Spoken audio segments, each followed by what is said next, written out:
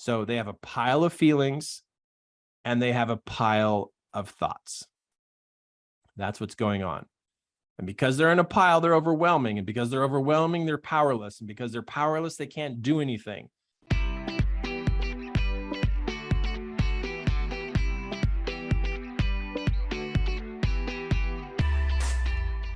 People have inlet.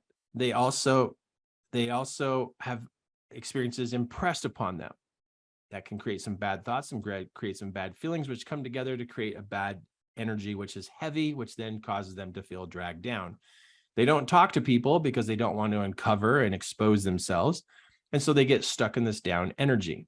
You then notice something's up. Hey, your behavior has changed. Are you experiencing some down feelings? Yeah. You probably have some thoughts and some feelings that are trashing on you. And you don't need to tell me what they are, but I am going to suggest some ideas about how to express this energy so you'll have a chance to be able to make some changes. Are you open to that? Sure. Okay, so yeah, you don't have to tell me what's going on inside, but here's some options, and maybe this one's going to work out for you best. And then you share one of these outlet options. It then breaks down the energy of the downward feeling. Immediately, they start to feel more up. Because they now start to feel more up, and they're like, well, what do I do now? Okay, well, I think it's smart for you to be able to itemize your thoughts because they're in a pile. And that pile is overwhelming, and overwhelming is going to cause you to feel powerless and hopeless. And so let's itemize what these are. You write them down. See if you can find 10. Then also itemize your feelings. Write them down. Pull the pile apart so you can itemize them so it won't be overwhelming and you won't be powerless. We want you to feel powerful and be able to see what's going on. Now, what do you want to do with these? Well, I want to let them go. Great. What would you like to replace them with? I don't know. Okay, let's make a short list. What kind of thoughts do you want to have about yourself, others, something that happened, something that could happen? Here's some, and oh, great job. You made a list of those. That's beautiful. What about your feelings? What do you want to feel? What do you want to feel? Now, with those two lists, this becomes your focal point.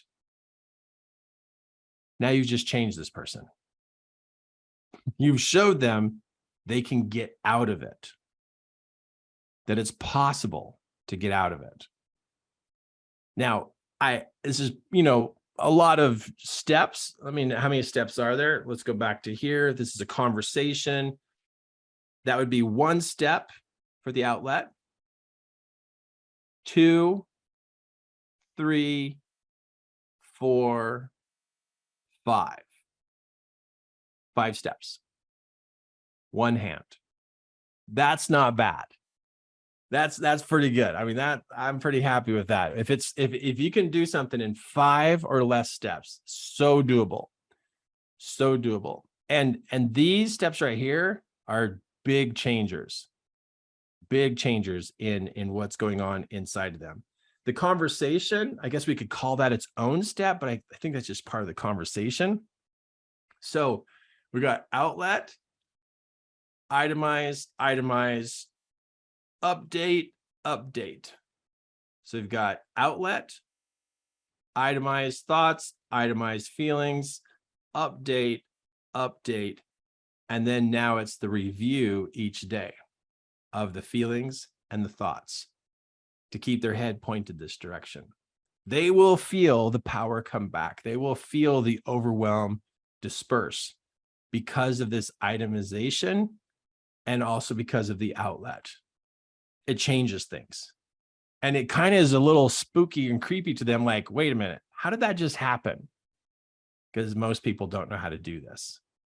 They just don't. And that's why they're stuck. But you'll show up and make a big impression upon them, and they'll be like, whoa, that's so good. So good. Many times just having them do this is amazing.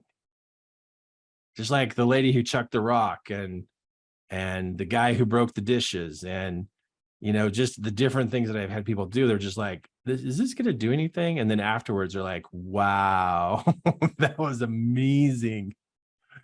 Oh man.